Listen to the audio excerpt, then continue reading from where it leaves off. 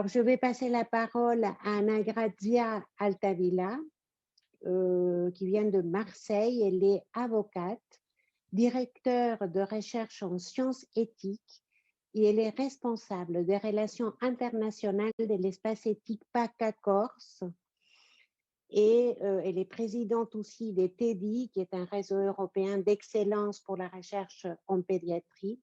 Et elle est consultante, experte du Conseil de l'Europe dans le cadre du plan d'action stratégique sur les droits de l'homme et les technologies en biomédecine. Donc, elle va nous faire une présentation sur l'utilisation secondaire des données pédiatriques à des fins de recherche vers des nouveaux modèles de gouvernance. Et on vous écoute avec beaucoup d'attention puisque le sujet est réellement dans l'air du temps. Merci beaucoup d'allumer votre caméra et votre micro. Bonjour à tous. Je tenais tout d'abord à remercier la Fondation Maladies Rares pour m'avoir invité à participer à son colloque annuel. J'en suis ravie. Ma présentation aujourd'hui vise à donner un aperçu du cadre juridique européen concernant l'utilisation secondaire, notamment des données pédiatriques à des fins de recherche. Le but étant de soulever des questions concernant l'adéquation du cadre légal actuel par rapport à la nécessité de prendre en compte les spécificités des données pédiatriques. Mon diaporama sera en anglais, mais ma présentation, ça sera en français. Comme souligné dans le rapport de la Commission européenne concernant les maladies rares, un défi majeur dans les domaines des maladies rares est d'établir des standards communs pour régir la collecte, l'organisation, le partage et la réutilisation des données de santé, surtout si on considère que souvent les bases de données et les registres des patients sont très fragmentés.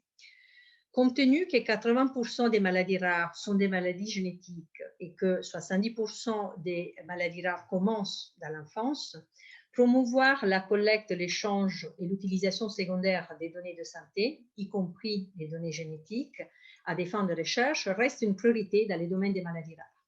Dans ces contextes, les spécificités liées à l'utilisation des données pédiatriques devraient aussi être prises en compte. Ces dernières années, l'utilisation secondaire des données personnelles à des fins de recherche a considérablement augmenté. Développer l'utilisation secondaire des données permet d'augmenter une recherche plus centrée sur les patients, d'accélérer les rythmes des nouvelles découvertes médicales, de développer et d'utiliser des données des registres dans des projets de recherche, même internationaux. Mais si on veut davantage faire recours à l'utilisation secondaire des données, il faudrait toutefois garantir la protection des droits fondamentaux des personnes concernées, tels que la protection de la vie privée, et surtout éviter toute discrimination basée sur la santé des personnes, sur les données de santé des personnes. Surtout si les personnes sont des enfants, population vulnérable, et si le partage des données est amené au sein de consortiums développés au niveau international, incluant donc des pays européens et des pays tiers, ce qui est souvent le cas dans les cadres de recherche dans les domaines des maladies rares. Les règlements européens, voilà. Le règlement européen approuvé en 2016 a modifié les scénarios du traitement des données personnelles par la mise en place de règles communes visant à réduire la fragmentation et les complexités juridiques et visant à accélérer la réalisation du marché intérieur tout en renforçant les droits des personnes concernées. Dans ces contextes, il est légitime de savoir comment les règlements européens réglementent l'utilisation secondaire des données personnelles à fin de recherche et si et comment les nouvelles règles abordent les spécificités pédiatriques. Tout d'abord, en ce qui concerne les droits des enfants, il est important de souligner que chaque enfant doit bénéficier de tous les droits d'une personne, y compris les droits à la protection de ses données personnelles. Conformément à l'article 16 de la Convention internationale des droits des enfants, aucun enfant ne peut faire l'objet d'immixtion arbitraire ou illégale dans sa vie privée. Par ailleurs, tout instrument juridique doit être interprété à la lumière de deux principes fondamentaux, celui de l'intérêt supérieur de l'enfant et du respect de ses capacités évolutives. La Convention internationale des droits de l'enfant, dans son article 12, proclame d'ailleurs les droits de l'enfant à être associés aux décisions qui l'intéressent. Ainsi, cette convention reconnaît la nécessité de favoriser autant que possible la faculté du mineur à agir et à décider en tant que personne autonome, prenant en compte son âge et sa maturité. Ce droit est reconnu non seulement dans des textes internationaux, mais aussi dans des rapports sur les politiques pour l'enfance, des documents des sociétés savantes. On peut donc affirmer que dans les différentes étapes de leur vie, les enfants requièrent différents degrés de protection, d'attention, de prévention et de participation, y compris dans les domaines de la recherche. En ce qui concerne les traitements des données personnelles, les règlements européens introduisent de nouvelles définitions particulièrement importantes pour la recherche scientifique, soit-elle biomédicale ou clinique. En particulier, les données concernant la santé sont définies comme les données à caractère personnel relatives à la santé physique ou mentale d'une personne qui révèlent des informations sur l'état de santé de celle-ci. Les données génétiques sont définies comme les données à caractère personnel relatives aux caractéristiques génétiques héréditaires ou acquises qui donnent des informations uniques sur la physiologie ou l'état de santé de cette personne. Ces données sont définies comme sensibles et pour ces données, un cadre réglementaire plus strict est établi. Toujours en termes de définition, le règlement européen définit la pseudonymisation des données comme le traitement des données à caractère personnel, de telle façon que celles-ci ne puissent plus être attribuées à une personne concernée précise sans avoir recours à des informations supplémentaires, pour autant que ces informations supplémentaires soient conservées séparément et soumises à des mesures techniques et organisationnelles visant à garantir que ces données ne puissent pas être attribuées à une personne physique identifiée ou fiable. Il est spécifié que les données à caractère personnel pseudonymisées doivent être considérées comme données personnelles et que des mesures spécifiques de protection doivent être appliquées. Ces notions de données pseudonymisées, qui est particulièrement importante dans les domaines des maladies rares, où les croisements des données pourraient facilement permettre d'identifier le malade, laissent toutefois espace à de nombreuses interprétations. En ce qui concerne le traitement des données, le règlement conserve les mécanismes basés sur une interdiction générale de traitement des données à caractère personnel, à sortir de quelques exceptions, entre autres celles qui concernent la recherche. Ces exceptions sont donc possibles lorsque le traitement des données nécessaires à des fins archivistiques dans l'intérêt public, à des fins de recherche scientifique, où la notion d'intérêt public doit être interprétée de façon large et être liée à la fois au bénéfice pour la personne concernée et au bénéfice de la société dans son ensemble.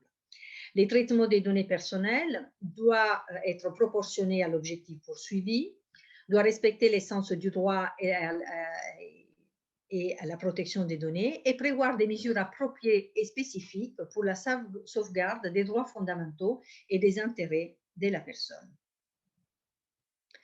Les consentements restent la pierre angulaire, la base juridique principale pour le traitement des données à caractère personnel. En particulier, le règlement introduit des précisions importantes sur les caractéristiques d'un consentement valide. Pour que le consentement soit éclairé, la personne concernée doit au moins avoir une connaissance de l'identité du responsable du traitement et des finalités auxquelles les données à caractère personnel sont destinées. Le consentement doit être exercé par une action positive, c'est-à-dire que le silence ou l'inactivité ne peuvent pas constituer un consentement. Enfin, le consentement de la personne concernée doit être explicite.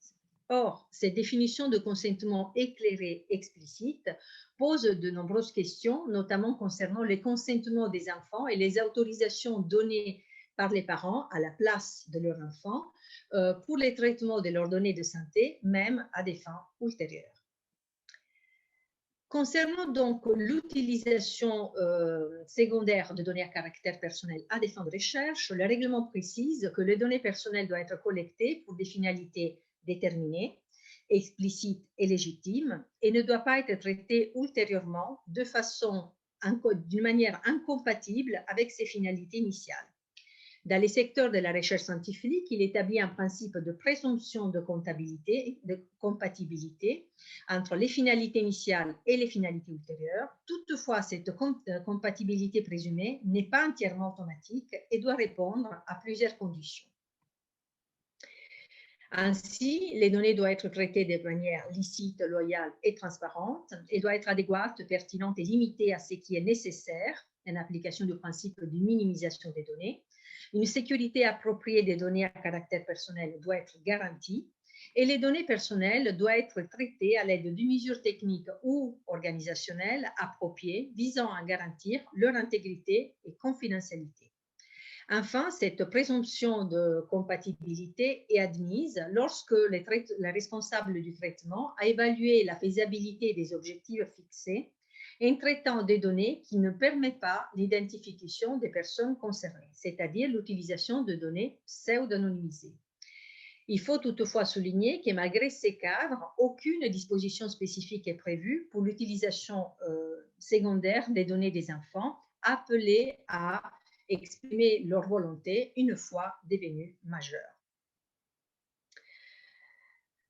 Enfin, pour faciliter l'utilisation secondaire des données, la notion de consentement large, ce qu'on appelle de broad consent, donc consentement général, a été introduite. En effet, lorsqu'à un moment de la collecte des données, il n'est pas possible de cerner entièrement la finalité du traitement des données personnelles, les personnes concernées devraient pouvoir donner leur consentement large, notamment dans le respect des normes éthiques reconnues en matière de recherche scientifique. Toutefois, des problèmes d'interprétation de ces concepts perdurent, notamment à cause de la notion de recherche scientifique qui n'est pas définie dans les règlements. On ne comprend pas non plus les notions de normes éthiques applicables à cette recherche scientifique. Ces ambiguïtés pourraient avoir d'autant plus d'impact, notamment dans le cas d'utilisation de données, de traitement de données génétiques et de données appartenant à des enfants qui, comme on l'a dit, ont des capacités évolutives. Concernant les partages de données et leur transfert au niveau international, et qui est une pratique assez courante dans les domaines des maladies rares, selon les règlements européens, un transfert des données personnelles à une organisation d'un pays tiers, c'est-à-dire un pays hors Union européenne, peut avoir lieu à condition que les niveaux de protection des personnes assurées dans l'Union européenne ne soient pas compromis. À cette fin, plusieurs instruments ont été identifiés.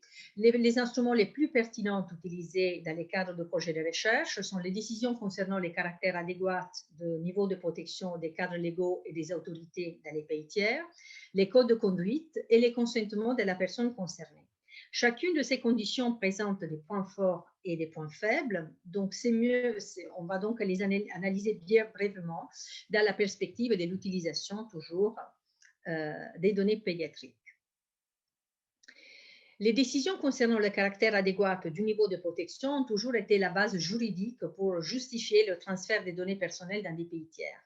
Toutefois, après les arrêts de la Cour de justice européenne, notamment dans les affaires Scrims, qui a invalidé une décision d'adéquation de l'accord cadre Safe Harbor de transfert des données entre États-Unis et Union européenne, ainsi qu'à la suite des révélations plus récentes sur la surveillance de masse par les agences gouvernementales américaines dans les autres pays, l'Union européenne a jugé particulièrement importante la notion de sécurité et de protection des personnes et de leurs droits fondamentaux et de leurs libertés.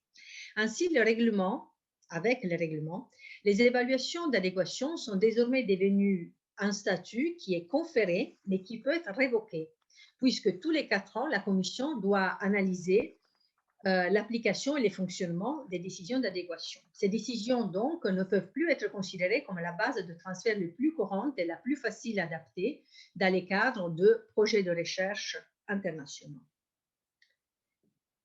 Et l'absence de décision d'adéquation, un code de conduite peut être utilisé comme base légale et justification du transfert des données personnelles dans des pays tiers. Le rôle de tel code est de clarifier et d'interpréter dans un contexte spécifique les obligations contenues dans les règlements européens. Les codes doivent être approuvés par la Commission européenne selon des procédures définies dans les règlements et les codes doivent être associés à des engagements à appliquer des garanties appropriées, y compris en ce qui concerne les droits de la personne concernée. Il est important de souligner que bien que l'adhésion à un code de conduite approuvé fournit des preuves de conformité au règlement, il ne fournit pas de preuves de conformité spécifique. Cela signifie que même en supposant une adhérence parfaite à un code de conduite, il reste théoriquement possible d'être considéré comme ayant enfreint les dispositions du règlement européen. Actuellement, 2 organisations travaillent à la mise en place de codes de conduite, utiles dans les domaines de la recherche, le réseau européen BBMRI, qui coordonne la mise en place d'un code de conduite pour la recherche en santé, afin de contribuer à la bonne application du règlement, à clarifier et préciser certaines règles du règlement et à favoriser la transparence et la confiance dans l'utilisation des données personnelles dans le domaine de la recherche en santé. Et la Fédération européenne des CRO, des organisations pour la recherche clinique, a aussi développé un code transnational qui couvre toutes les activités de traitement des données associées aux services que les CRO adhérentes fournissent aux promoteurs dans le cadre de contrats de services au sein des États membres de l'Union européenne. Ce code est porté par la CNIL, a été soumis par l'approbation aux autorités nationales de protection des données, ainsi qu'à l'European Data Protection Board. On attend donc de voir comment ces codes seront implémentés et seront mis en place. Enfin, le consentement des personnes concernées reste une autre base juridique importante pour autoriser le transfert des données personnelles. Jusqu'à présent, le consentement était le moyen le plus utilisé dans les cadres de la recherche clinique, notamment au sein de projets de recherche internationaux. En effet, l'obtention du consentement des participants au transfert des données a permis d'éviter l'incertitude liée à d'autres mesures, telles que les décisions d'adéquation, difficiles à appliquer dans des consortiums de recherche, incluant des nouveaux partenaires, pas toujours basés dans des pays avec un niveau de protection de données adéquat. De plus, pour les investigateurs, il était plus simple d'étendre les consentements obtenus pour participer à la recherche, pour couvrir également les transferts internationaux des données de participants. Toutefois, compte tenu de l'insertion dans le règlement européen de la notion de consentement général, de broad consent, les chercheurs devraient prêter plus d'attention à l'utilisation du consentement comme seule base juridique autorisant le transfert des données personnelles dans des pays tiers. Cela est d'autant plus vrai qu'en l'absence de décision d'adéquation et de garantie appropriée, le règlement établit des conditions à respecter. La personne concernée doit explicitement consentir à la proposition de transfert après avoir été informée des éventuels risques. Et il est aussi nécessaire que lorsque la personne concernée est physiquement ou juridiquement incapable de donner son consentement, et c'est le cas des mineurs, le transfert ne peut avoir lieu que s'il est nécessaire pour protéger les intérêts vitaux de la personne concernée.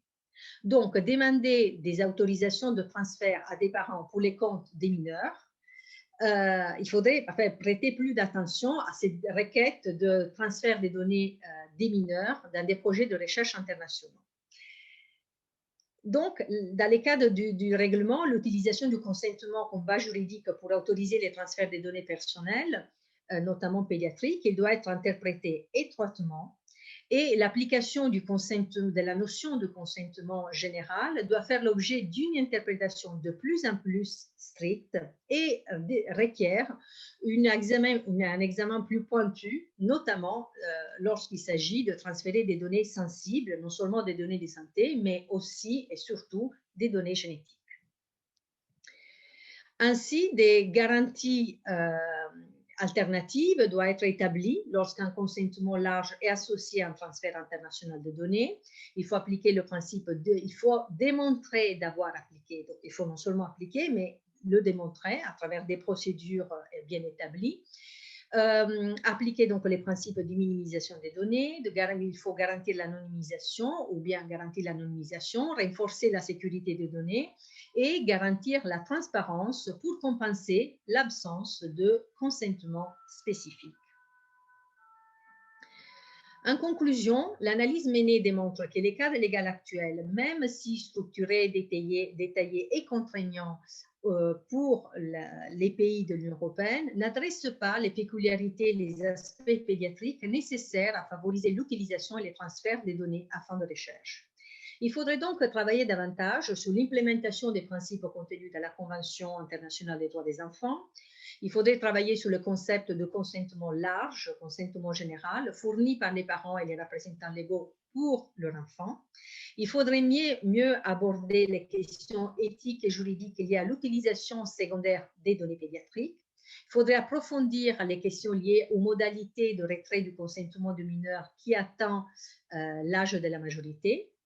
des conditions et des garanties spécifiques, non seulement de nature juridique, mais aussi technique en termes de système d'interopérabilité, enfin d'interopérabilité des systèmes, et éthique, notamment en termes d'une attente, d'une évaluation des risques et des bénéfices liés à l'utilisation des données personnelles, devraient être mis en place.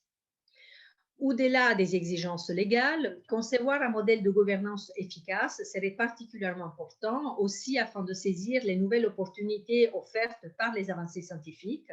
On pense à l'application de l'intelligence artificielle, aux Silicon Model. Des travaux pluridisciplinaires doivent être menés en impliquant les principaux acteurs et en consultant les enfants concernés. Le but serait de garantir la transparence et le plein exercice des droits des patients, tout en limitant les risques liés aux technologies émergentes, notamment en termes de risques de discrimination basés sur les données de santé, y compris génétiques, risques qui sont particulièrement accrus dans les domaines des maladies rares.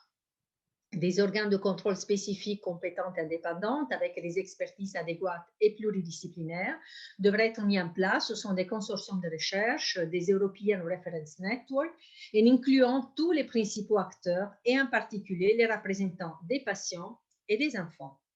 En effet, il faut garder en tête qu'il faut garantir les droits des enfants à participer à toute décision de santé les concernant, y compris en ce qui concerne les activités de recherche avec leurs données. Pour ce faire, le Conseil de l'Europe a lancé une nouvelle initiative soutenue par les européennes pour la recherche en pédiatrie, TEDI, et c'est un réseau incluant 50 partenaires d'environ 20 pays, dont je suis actuellement la présidente. Une enquête a été lancée afin d'identifier les dispositions, les lignes guides et les pratiques nationales visant à accroître la participation des enfants au processus décisionnel. Les questionnaires ont été diffusés par voie électronique parmi les principaux acteurs institutionnels, ainsi que transmis aux professionnels de santé via les sociétés scientifiques, les organisations et les réseaux européens de recherche. Il a aussi été transmis aux associations de patients. Le questionnaire est composé de 8 questions principales visant à identifier les dispositions spécifiques dans les législations et dans les lignes guides internationales et à identifier les initiatives, l'expérience et les procédures dans les différentes aires thérapeutiques, y compris les maladies rares. Aussi, nous avons demandé d'identifier des initiatives visant à des initiatives développées dans les cadres de pratiques médicales et qui ont des implications à long terme pour les enfants. C'est le cas, par exemple, des thérapies innovantes. Pour l'instant, nous avons reçu 180 réponses de 33 pays. Les résultats de cette enquête devront identifier les normes et les bonnes pratiques existantes au niveau national, ainsi qu'à déterminer la feuille de route pour développer un guide destiné aux professionnels de santé et aux familles. Le guide devrait être diffusé en 2022.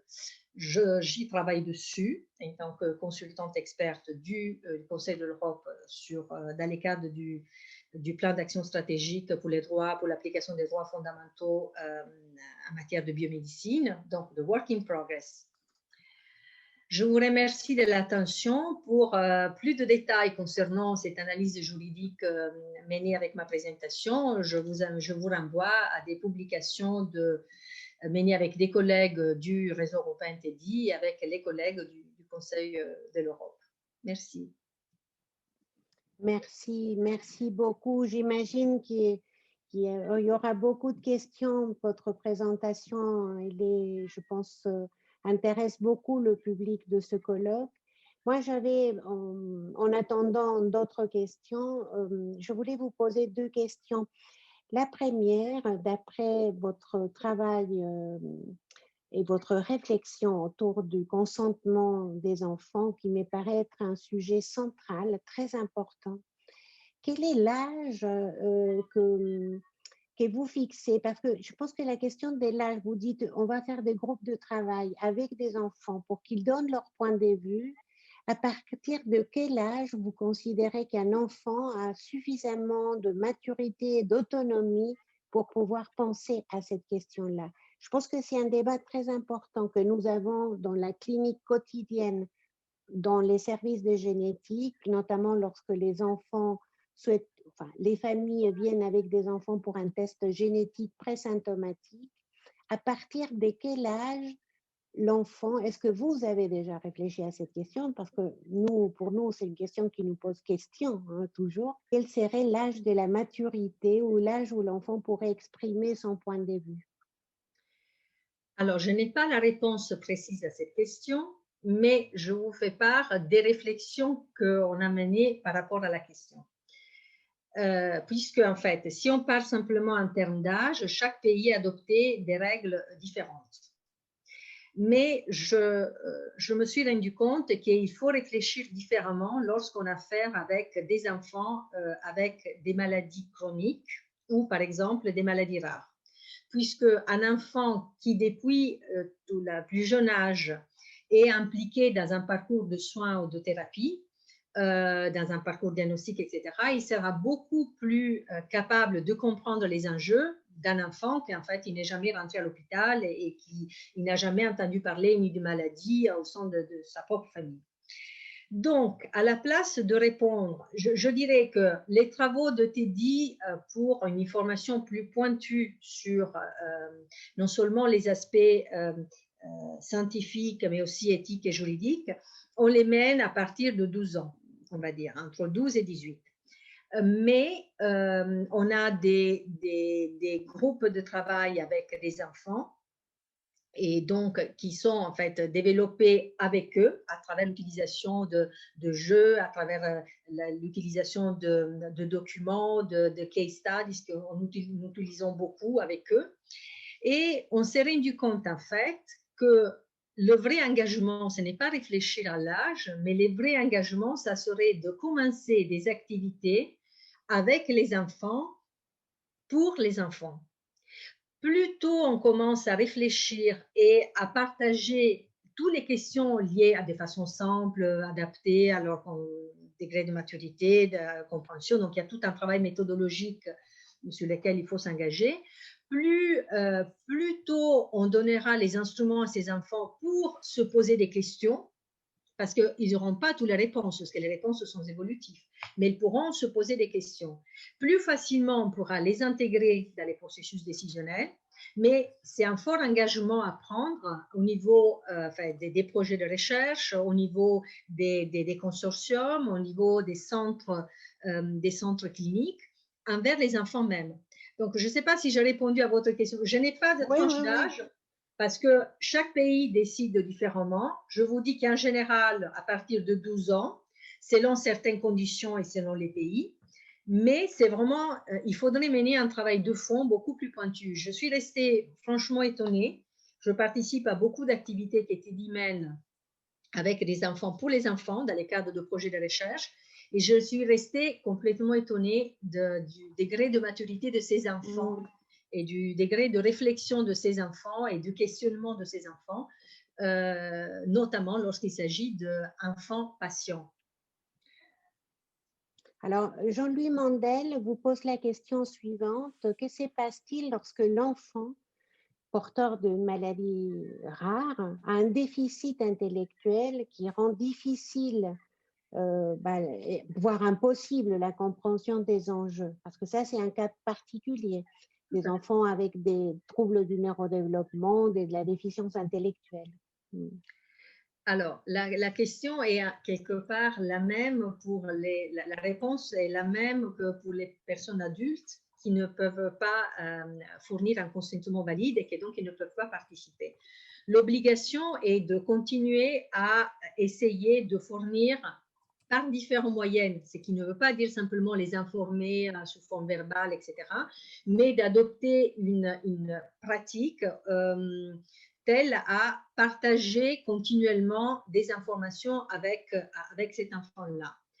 Et là aussi, on se rend compte qu'effectivement, on ne peut pas aller au-delà, enfin, on ne peut pas garantir que l'enfant aura compris, mais on aurait mis en pratique une démarche pour essayer de rentrer en contact avec cet enfant. Parce qu'il y a des manifestations, oui. Non, je pense au traité d'Helsinki et à l'avis qui a été donné en 2013 sur les enfants notamment, qui Oui. concerne la recherche de l'assentiment. Lorsque le Oui. consentement de l'enfant et de toute personne vulnérable n'est pas possible, qu'il faut pouvoir chercher l'assentiment de l'enfant ou de la personne L'assentiment, c'est vulnérable. l'accord, moi je dirais mieux l'adhésion de l'enfant. Mais pour chercher l'adhésion, il faut avoir une attitude proactive. C'est-à-dire que ce n'est pas simplement parce que dans un cas d'une personne qui a des atteintes neurologiques, je ne suis pas sûre que l'adhésion soit légalement valide. En revanche, avoir l'attitude préactive pour essayer de l'impliquer davantage et lui donner les possibilités de s'exprimer peut-être autrement que par les langages, purement avec un assentissement, ça, c'est une démarche qui correspondrait à des critères ou des standards éthiques reconnus au plan international. Alors, il y a une dernière question et on est malheureusement obligé de s'arrêter, mais je pense que le sujet est un sujet très important et Flavie Mathieu pose une question qui résume assez bien le fait que votre présentation ne s'applique pas que à la recherche, mais aussi aux soins.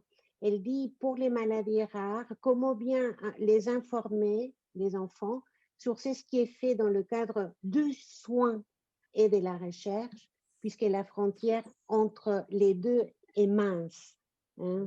Et donc, je pense que tout ce que vous, enfin, toutes les informations et votre présentation sensibilisent plus largement à la question de parler avec les enfants, les informer, rentrer en contact avec eux et leur transmettre ce qu'on est en train de faire pour eux.